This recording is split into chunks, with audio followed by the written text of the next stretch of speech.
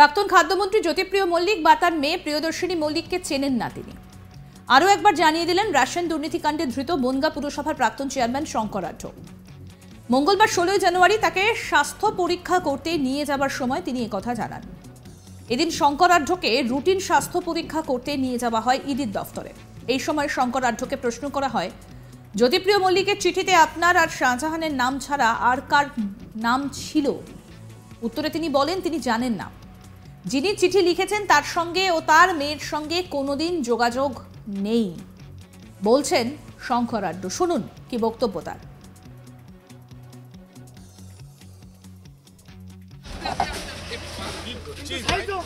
শঙ্কর বাবু, চিঠিতে আপনার নাম আর শাহজাহানের নাম ছিল, আর কার নাম ছিল? সেটার ভিত্তিতে আপনারা নাম কি?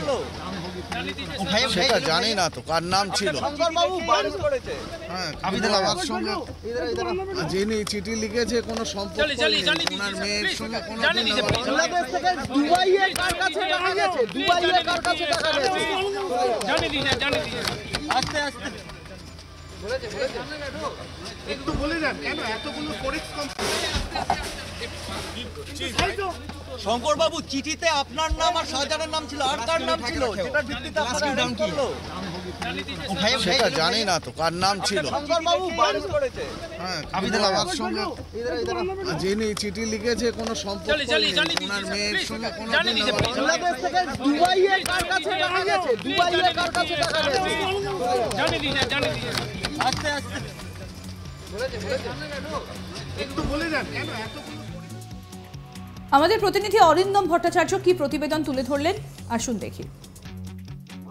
রেশন দুর্নীতি মামলায় ইডির হাতে গ্রেপ্তার হওয়া বনগাঁ পুরসভার প্রাক্তন চেয়ারম্যান শঙ্কর আঢ্য সরাসরি জানাচ্ছেন জ্যোতিপ্রিয় মল্লিক বা তার মেয়েকে তিনি চেনেন না বা তাদের সঙ্গে তার কোনো পরিচয়ই নেই।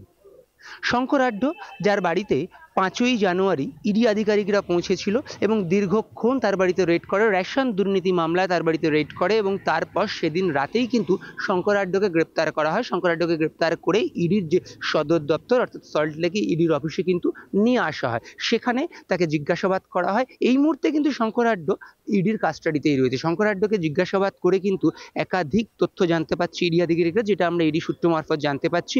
তার যে একাধিক এফএফএমসি কোম্পানি রয়েছে, সেই কোম্পানির হদিশ কিন্তু ইতিমধ্যে ইডি আধিকারিকরা পেয়েছে এবং সেখানে কিন্তু তারা ইতিমধ্যে রেডও করতে, যেটা আমরা গতকাল দেখেছি যে তার যে সমস্ত কোম্পানিগুলো রয়েছে শহরের, সেই একাধিক কোম্পানিতে ইডি আধিকারিকরা গিয়ে পৌঁছেছিল, সেখানে তারা রেড করেছিল। পাশাপাশি এই শঙ্কর আঢ্যের সিএ তার যে অফিস সল্টলেক সেক্টর 5-এ, সেখানেও কিন্তু ইডি আধিকারিকরা গতকাল পৌঁছেছিল এবং সেখানেও কিন্তু তাকে জিজ্ঞাসাবাদ করে এবং তার কাছ থেকে বিভিন্ন নথি তারা দেখতে চায়। মূলত শঙ্কর আঢ্যর যে কোম্পানিগুলো বা তার যে ব্যবসায়িক হিসাবপত্র, সেগুলোই কিন্তু এই চার্টার্ড অ্যাকাউন্টেন্ট অর্থাৎ অরবিন্দ সিং, যার অফিসে গতকাল ইডি আধিকারিকরা গিয়ে পৌঁছেছিল, তিনি কিন্তু দেখেন। ফলে তার কাছ থেকে কিন্তু একাধিক তথ্য জিজ্ঞাসাবাদ করেছে, জানতে চেয়েছে তার কাছ থেকে বিভিন্ন নথি, এবং সেই নথি কিন্তু তার কাছ থেকে সংগ্রহ করেছে বলেও কিন্তু আমরা ইডি সূত্রে জানতে পারছি। পাশাপাশি যেটা নিয়ম, সেই নিয়ম অনুযায়ী শঙ্কর আঢ্যকে কিন্তু প্রতি 48 ঘন্টায় একবার শারীরিক চিকিৎসা করানোর জন্য হাসপাতালে নিয়ে যেতে হয়। সেই মতো এদিন অর্থাৎ মঙ্গলবার দিন সকালবেলায় যখন শঙ্কর আঢ্যকে হাসপাতালে নিয়ে যাওয়ার জন্য ইডি অফিস থেকে বের করা হয়, তখন আমরা সাংবাদিকরা যারা সেখানে উপস্থিত ছিলাম, তখন আমরা তাকে জিজ্ঞাসা করি যে শঙ্কর আঢ্যর যে তিনি আদৌ কিছু জানেন কি না, কি বিষয় না যে চিঠি অর্থাৎ জ্যোতিপ্রিয় মল্লিকের যে চিঠি সামনে এসেছে, সেই চিঠিতে শঙ্কর আঢ্য এবং শেখ শাহজাহানের নাম রয়েছে এবং সেই চিঠিতে আর কারো নাম রয়েছে কিনা আমরা তার কাছে জানতে চাই। সেই প্রশ্নের উত্তরে তিনি কিন্তু সরাসরি সাংবাদিকদেরকে জানান যে চিঠি লিখেছে বা যে লিখেছে তার মেয়ের সঙ্গে তার কোনো পরিচয় নেই বা তিনি কোনোদিন তাদেরকে চিনতেন না, অর্থাৎ জ্যোতিপ্রিয় মল্লিককে তিনি চিনতেন না বলেই সরাসরি দাবি করছেন।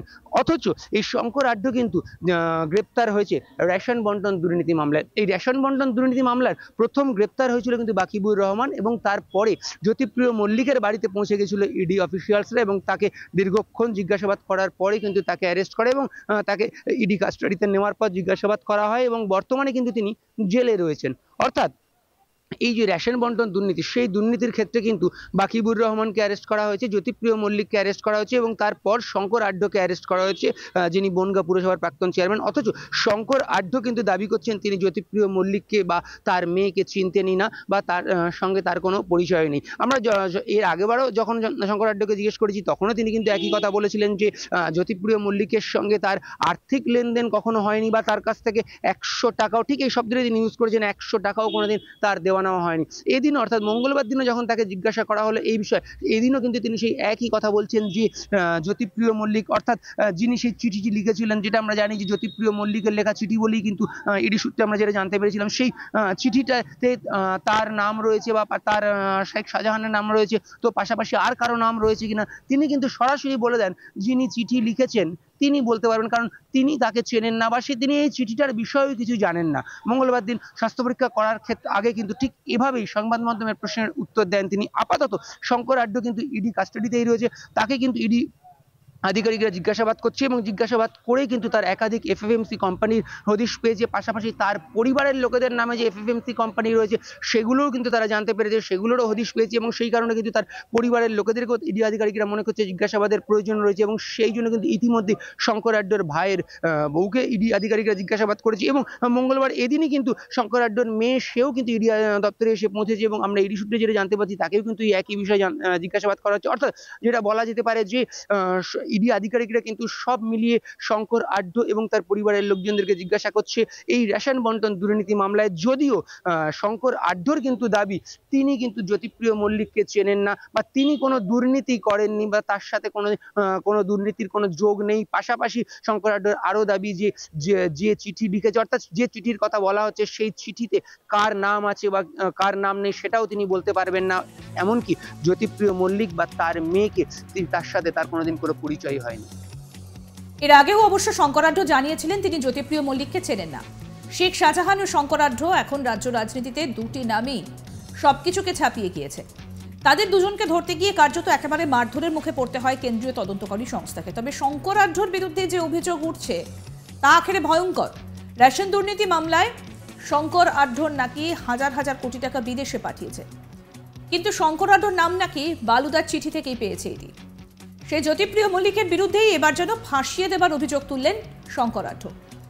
11ই জানুয়ারি বৃহস্পতিবার মেডিকেল পরীক্ষা করিয়ে তাকে ইডি দফতরে নিয়ে আসার সময় চিঠি দিয়ে শঙ্কর আঢ্যকে প্রশ্ন করা হলে তিনি বলেন চিঠিতে লিখে কিছু হয় আর আমি কি কোনো ডিস্ট্রিবিউটার?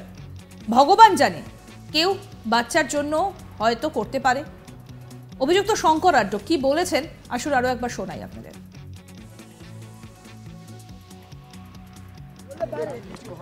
আমি কি নিলাম মানে কোনো ডিস্ট্রিবিউটার? এমন ভগবান জানে, কেউ বাঁচার জন্য হয়তো করতে পারে।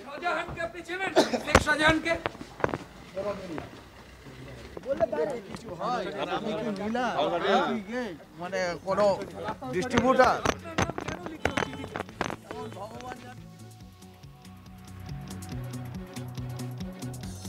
অর্থাৎ শঙ্কর আঢ্যর এটাই বক্তব্য যে আমি কি কোনো ডিস্ট্রিবিউটার? ভগবান জানে, কেউ হয়তো বাঁচার জন্য এই কাজটা করতে পারে, এমনটাই বক্তব্য অভিযুক্ত শঙ্কর আঢ্যর। এরকম আরও আপডেট পেতে আজ তাক বাংলার ইউটিউব চ্যানেল সাবস্ক্রাইব করুন, নোটিফিকেশন পেতে বেল বাটন অপশন প্রেস করুন।